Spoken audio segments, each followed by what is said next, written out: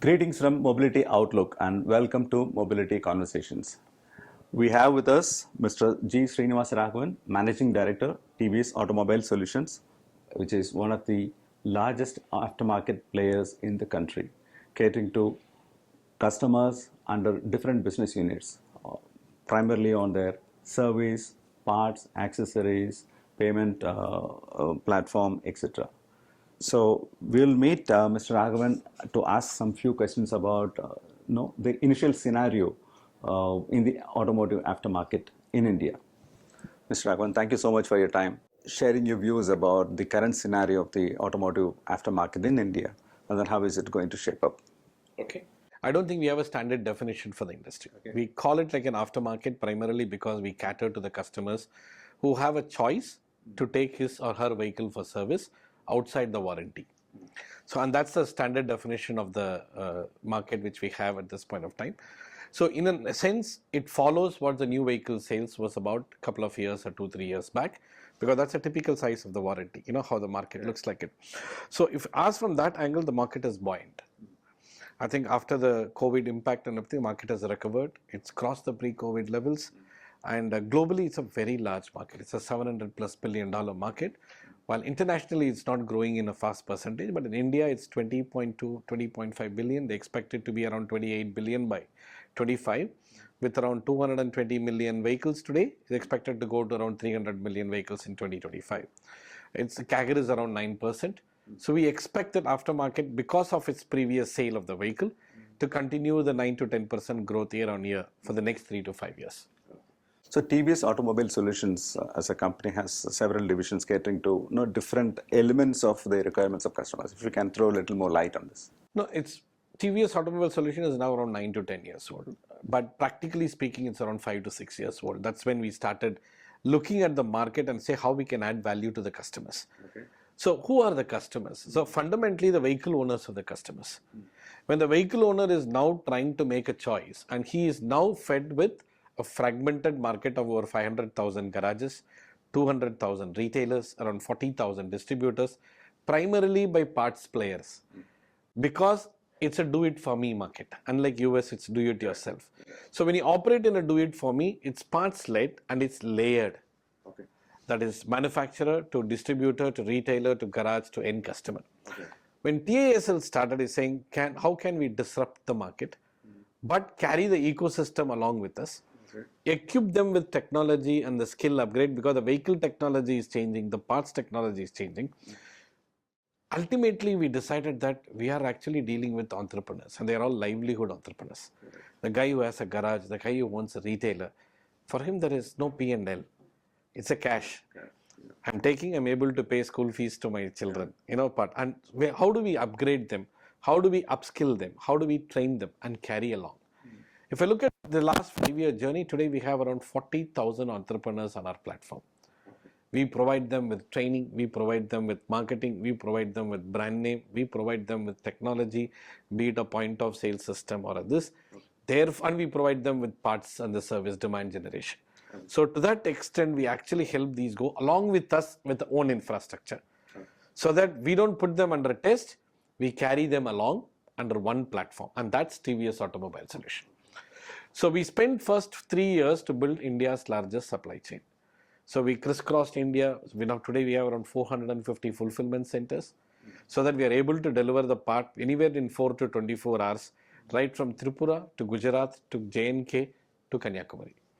And that's the first year. And similarly, we built intellectual properties. If you want to buy a part, like you will compare the part, this is brand name 2, brand name 3, brand 4, which one is cheaper, which one has a quality to deliver to buy. So similarly, when the customer takes a vehicle, the garage can't predict which vehicle is coming today, unlike a vehicle dealership. So I need to preempt the guy to say, how can he diagnose a Maruti Alto to Toyota Innova? Okay. At the same time, deliver the parts within that particular time. So we built actually from ground up 3 years on our catalog, which is a service catalog and a parts catalog, which makes a garage owner ability to diagnose any car out of the 44 models available in India. Okay. And this is the first time in the world where we have developed a ground up catalog digitally and rolled it out across the country. That was the second item. And third is build a network. I'm very happy to share today we are the largest service network. We add around 2 franchisees a day. We intend to have around 1300 to 1500 network across the country, which makes it third largest in the country. By 25-26, we will have around 4000 network plus, it largest in the country, including the vehicle manufacturers. Okay. So that we are able to provide convenience to the customer, so that he doesn't have to travel beyond 5 kilometers to find a garage. Consistent technology, standardized service, and network effect. He doesn't have to worry about.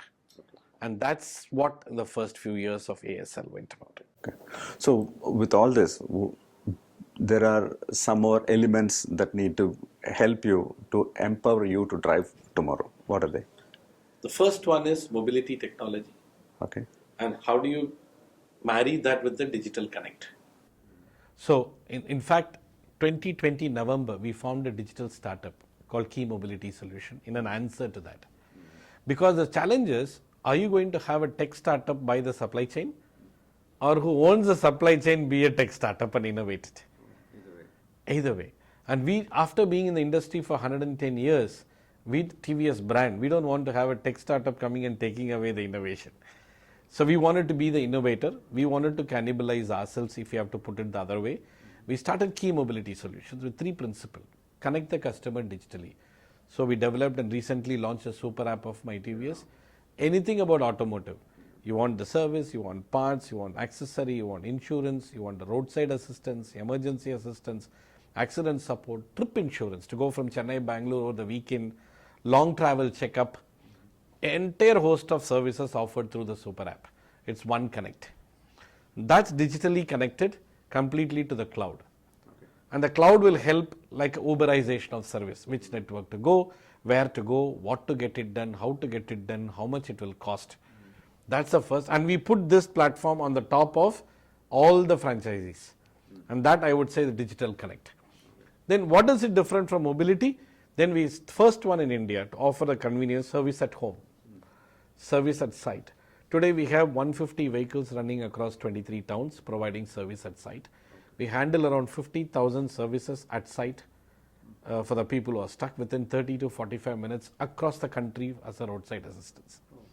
And then marry that with at-home service, marry that with pick up and drop to the garage outlet, so that the customer gets complete convenience from us as a portfolio. And that's a second.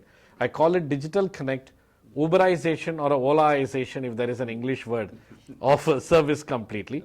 And now we take them to the cloud to have a connected car. And that's how we recently launched Live 360. So Live 360 is all about the customer to say, hey, you're not alone.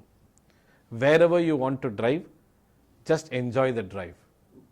We take care of it, which means we put the dongle in the car, we track the performance of the car, whichever be the problem, even before the customer knows, our vehicle is there to touch up with them. Either we communicate through the app or we call them. Very soon we will send it to the dashboard of the car and say that you have this problem. If it's a smaller one, carry on with your drive. We'll tell you what to do. If it's a little larger, stay put, my delivery van is coming. If it's a little larger, stay put, we tow the van to the nearest service center, we will get it done. But we 24/7, we read the quality of the car. So it just gives us we call it actually safety 360, convenience 360, assurance 360, and we give them a very specialized insurance product, for that. And today we added, because we know the condition of the car, we guarantee to every Life 360 member up to 10% mileage improvement we will deliver. Especially when especially when your fuel price is going through the roof, even if I improve it by 5 to 6%, the charge of the unit comes to him free. And we are giving it on a 3-year subscription. So that he doesn't have to buy the device, he just gets the service. And that's the uniqueness. So we married the digital tech along with the brick and mortar infrastructure, gave it in a O2O format to empower them. It's a very nice hybrid model that you have. The missing link, I don't know, correct me if I'm wrong, is the selling the car. Suppose I have a subscriber, I have everything. The one is the selling the car, used car. And the second one, when you said about the insurance, is it going to be drive as you, what is it? Pay as you drive. Yeah, pay as you go. Is that, if you can explain? No, very interesting touch point. So when we meant as a super app, we divided that into two parts. All the services rendered by us, which I gave it to you a few minutes back. What all the things we can partner with people to give you. So if you want to sell a car, we have a MyTVS certified, which comes and value your car.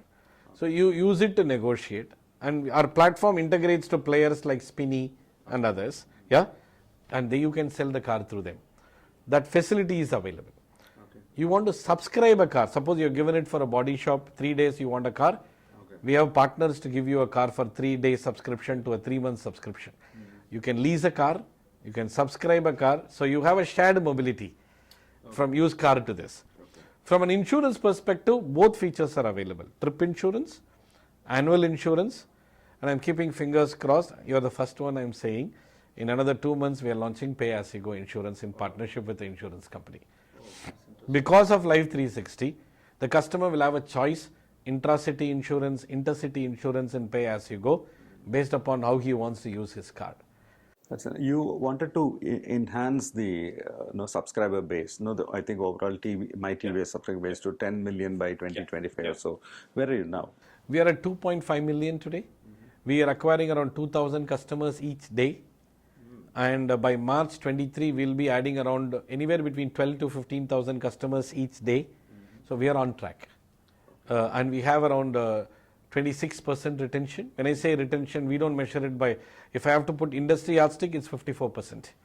Yeah, but we strictly go by how many customer services he is subscribing, how many different services he is subscribing, and the results is fabulous. We have around 26% of the customer who own more than one product with us and it keep growing. The guy who came for service, coming back to service, around 54%. Yeah, apart. On this. Before that, let me ask about the challenges in the franchisee model. Like, for example, you cannot drive beyond a point on the micromanagement or the nitty-gritties of the franchisee, and that's the issue that the end customer is facing. How do you manage this? See, it's a very interesting question, and it's a very challenging one. It's not an easy answer, and I don't think any of us have a silver bullet for it. So the first one we decided was we have a combination of own and franchise network. And it's important to say that we are not a demand aggregator. It is not that you raise an app and download it, I will direct to any garage. My TVS owns the service, whether it is me or it goes to the franchise. So that's the first differentiator. The second biggest one is a franchisee has a 45-day gestation period after signing. He has to undergo the training of my TVS. He has to use my system compulsorily. He has to buy parts from me, and therefore he has to pay the fee to be there in it. Otherwise, he is not in the network. Okay, this is policy. Now, there is always a cultural evolution of the franchisee, because he has to get groomed. He is no more a Raghavan auto work. He is now my TVS. He has to behave like a corporate. Yeah. So we have invested a dedicated service manager for every 10 franchisee to groom him on the behavior. But yet there are gaps. I'm not saying, because at the end of the day, he is an entrepreneur. Yeah. We have, and if I have to hold him as a hostage, he will leave. So it's when we have decided that we have to groom that entrepreneur, we have to spend that time.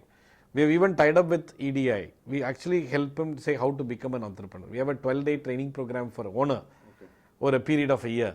So how to behave like an entrepreneur, and the kind of it. So we are continuously working on it. We are making reasonably good progress. I am sure it will take another year or two, because this is not McDonald's where raw material is fixed. This is an operations business. It's people driven, and people keep resigning. Yeah. So to that extent, we have built the ecosystem around it for him. We have invested $1 million on a training center, digital training with augmented reality. So all that we have done, and then now we got into grooming him as an entrepreneur, but investing on the support structure. Okay. See, customer satisfaction is the biggest challenge, to get that. Even now, 0.001% can affect the brand. How do you make sure that that doesn't happen and then continue the journey? No, in the digital world, customer satisfaction has many phases. It's very interesting for me to say, I am 4 on 5 or I am 4.215. That is one yardstick, which is easy for me to put because we have a satisfaction calling and we will do. The next is we call NPS, Net Promoter Score. How many customers are referenceable customers? Are they willing to refer? That's another yardstick for satisfaction. But in the digital world, it's so easy for a customer to express it in digital media, and I am not happy. So between 4.8 and 5, I have already reached out to 30 million guys that I'm not happy. So how do you measure the satisfaction? Is only from an operations angle you can measure.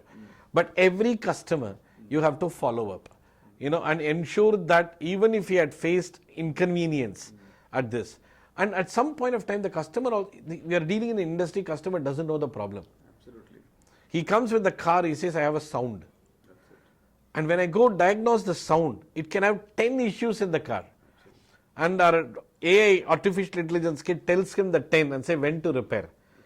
And he might not have a budget. He say repair these 4. As long as the vehicle is running, I am okay. But unfortunately, after going, the 6th one will give him a problem. And he'll come and say, you didn't repair it properly. Whereas he won't say that I didn't give you permission. So we also see a customer satisfaction and evolution of customers to understand the problems in the car. Because nobody comes for preventive maintenance. They come only when the car breaks down. Correct. And the budget varies from 2,000 to 20,000. And if I say 20,000, he says you're expensive. If I say it's 2,000, he's happy. But when some other problem comes, he says you didn't diagnose it properly. So it's not just about how you gave him a service experience like a hospital or a hotel. You have to really educate him. This problem could happen if you don't do it, but it's your choice. So legally I can be right. Experientially I will always be wrong. I'll put it that way. It's a very tricky question. Yeah, very tricky area. Like in the safety, for example, in the factory, they always measure the near miss incidents so that they take corrective action. Are there parameters to capture the near miss of customer satisfaction? Redo ratio. Redo ratio. How many of the customers came back for the same repair? Because we guarantee 6 months warranty. For every service my TVS does. Nobody does that. And it's not AMC. The customer doesn't pay for it for the particular issue. So when he comes back, we measure it like a redo ratio because we don't charge the customer again. And that's a yardstick. And that's infinitesimally small for me even today. It's less than even 1%. And that's one yardstick which we measure. There are other social media indicators, but they are all noise. They are not real miss. The real miss is primarily my, this one, the redo ratio. That's how we measure. Redo ratio, okay. Like for example, are there pain points still in addition to whatever you shared? No, the pain points in customer experience primarily because we come with a very sophisticated tool. Actually, I would love you to come to our workshop. We have a very unique process called TVS Fit. It's a complete AI engine. It's a combination of scanning and IoT. It diagnoses the car both physically and within the engine and every part by reading it and gives a detailed report to the customer. It's almost like when you go to Lister Metropolis and do a healthcare scan report. We provide with the health card. The health card is visible to the customer and it also reads on red, amber, green what you need to do today, what you can do in the next 3 months. The challenge for me is the next 3 months. I don't know your driving behavior. You go a little rash on that day and if my amber gives a problem as a red, you will tell me that I am not giving you a right diagnosis, right? Because the parameters are very different from repair to the driving behavior. So that's why we started this Live 360, at least shows him. If you drive like these amber can be red. So for me, we are almost moving like do it yourself, except that he doesn't repair, but improve his knowledge of the repair of the car. And driving. I think that is where the Live 360 will help. It is not a policing device. It is assisting device to the customer to say how to improve your driving, either for mileage or to know what repair is going, because it's visible to him. Based upon his driving, he will know what's the problem in the car. Okay. So since the launch, I think 2-3 months, right? No, just Live 3 weeks. 360. I did a soft launch with the media. 3 weeks is what we have launched. We already got 1,000 bookings. Apart. In fact, 550 are integrated now. We said that we'll be very happy if we sell 50,000 devices this financial year. when you say service memberships, because it's a 3-year membership. We will also very soon launch a 1-year membership so that the customer can easily adapt, the part. What will be the yearly membership then? It's around 1,999 annual membership. With this, the customer gets 24/7 track assurance. He gets an annual free membership, and every service he gets 250 rupees cash back, and he gets the mileage improvement of 10% guaranteed. Any accident, he gets free towing to the My TVS. He gets cashless, he gets zero debt, and he gets 85% discount on the insurance what he can buy through us. He can upgrade to pay as you go. All the features are loaded. For the customer. What are the customers expect more from what you offer through Value 360? Because you must have spoken to a lot of people to get the feedback. Right now, I'm overwhelmed with their response. And they're saying, it's very good. The challenge here is, do I need so much? Okay. Because you're dealing in a category when it's a low involvement product. I love driving the car, but I'm not going to anticipate anything unless it stops, right? And that is where, how do you make this 2 touch per year to a 9 touch per year so that the app becomes relevant, right? It's actually the opposite way. It's all good for me, but do I need all this? When we say you need all this, that's when he begin to realize, oh, maybe I'm going to 12 people without knowing today. Maybe I'm spending 30,000 today without knowing, per annum. That is where for example, one guy came back and said, I have a pet and I take it along with me in the car, and every 1 month I have to do deep clean of the car because I also have a child. Now suddenly I realize, is service a mechanical offering or is a lifestyle product? Slowly car maintenance is becoming a lifestyle. I go Fridays, Monday, Chennai to Bangalore and come back. I have to do a checkup before, I have to do a checkup after, I need a trip insurance, I need somebody to cover me because I'm going with the family whenever I'm stuck in the road, on the highway. So slowly and steadily, it's also a lifestyle product. And you have to start educating him what to do. Okay. When you approach the garage, existing garage to become a franchisee of My TVS, what are the expectations for, or what are their impediments for not getting into this world? Both ways. If you go to a garage who's doing reasonably well, he thinks, why I need somebody, right? But if the next garage opens up with My TVS or some other name, he becomes insecure to say, I need. So the first fear or impediment is about his ambition to say, where do I want to grow? Because it's a one-stop, one shop. He's happy if he makes 10 lakhs on the revenue and maybe carries home around 2 lakh, and he is happy, but he's able to pay the fees, he's able to take his wife for a movie, or a one dinner, and he's happy with that. The challenge here is, if he puts a board, they say, oh, my business grows by 20% automatically. But his primary requirement is, will my business grow with you? You equip me, technical training, all that is okay. My first thing is, will my business grow? I think that's where it starts. I mean, ONDC has been talked about. No, there is open network for digital commerce.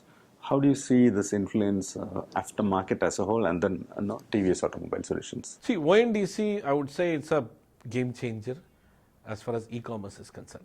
Primarily because it democratizes a participation in an e-commerce world across all the channels. For an aftermarket was in the service on the parts platform, we are not an e-commerce player. We are actually a digital player connecting to the customer, and we are not a marketplace. We just buy and sell, the part of it. So to that extent, we are not taking away the business from somebody. We are including them in the business to where we divert the customer. He is not coming here as a seller. Henry Auto works as Murugan Motors. He is not coming into the platform as a seller. I am connecting to that customer. I am making them grow along with my own outlet. So to that extent, conceptually, we are not an e-commerce player. But for a parts business, there could be. But the challenge here is, how do we support them with the supply chain? Because the part has to be delivered, that kind. So we are working very closely and seeing how do we participate in that? How do you take my parts franchisees into that platform so that we could, play a role? And because we have a supply chain, can we offer that as a help for all the small-time entrepreneurs? to be there and then leverage it. We are very soon bringing a platform called marketparts.com. We'll be launching it in the next 3 months. Connecting Indian players for exports. So the platform is already tied up with 3,500 distributors globally. Right? So any Indian manufacturer, parts manufacturer who have a European configuration or a US configuration or a retailer who wants to sell the part anywhere can become a member of Market Parts. He can participate in the bid. So we're bringing that platform to say India out and India in. Who wants to enter India? You enter through the platform. Who wants to export from India? Please use Market Partner. It already has a catalog, assistance to the guy to sell. So in a way, I think marketparts.com can leverage almost like a ONDC how to play, but primarily to help people reach out to the larger markets and get access and grow. Very interesting. This actually made me to think one different element that is ignored in the country, which is the remanufactured parts. Since you are into aftermarket and then service, you will get a lot of spare parts that can be actually refurbished and then reused. Absolutely. Is there a way you are thinking on those lines to support? That's for the society at large. No, it's a very interesting question. I'll put it the other way. Right now, we are working on circular economy. TASL is a circular economy partner to World Economic Forum from India perspective, one of the partner. So we are working now on lubricants. How do you take the used lubricants back into the supply chain and put it into the network? We are working on tires. How do you retread the tires, make it work longer? So we work along with tire manufacturers and the customers, connecting the fleets with them. So we sell tire, we take back the tire. We do retreading of the tire, so we reuse the tire. Similarly, we do that for batteries. In parts, we are waiting for regulatory support. Because it can be even called as a spurious part if the regulator doesn't support it. To give a brand like remanufactured parts, otherwise, globally it's well accepted. Here you need the support. Otherwise, if somebody tomorrow, especially when a brand like TVS gets into it, somebody says it's spurious, it's not authorized, then you get into trouble. So we will evangelize it. But I think it's a great opportunity to enter into it, primarily for insurance, where your cost of service can be low. No, your sister company is into logistics. One of the key issues for the remanufacturing is the reverse logistics. So that is also there in your platform. Fully existing. We are now testing it in lubricants. We now reached almost around 300 to 500 KL. We actually take back the used lubricants. And we don't manufacture it. We send it to the base oil people, who actually do. So very soon we will scale it up into this. And about your IPO, it's been pending for some time. What is it? No, I think right now we are in the growth mode. We did one round of fundraising. We will be doing the other one, part of it. So it's not in the short-term horizon. We're looking at some time in the next few years. Okay, then about your plans for the next 5 years? No, we would. Today we are growing at around anywhere between 50 to 70% per CAGR. The part we are registering a growth. Maybe aspiration is to be $1 billion company in the aftermarket by 27. Yeah. Okay. Mr. Raghavan, thank you so much for sparing a valuable time. Thank you very much. Wonderful talking to you. Thank you.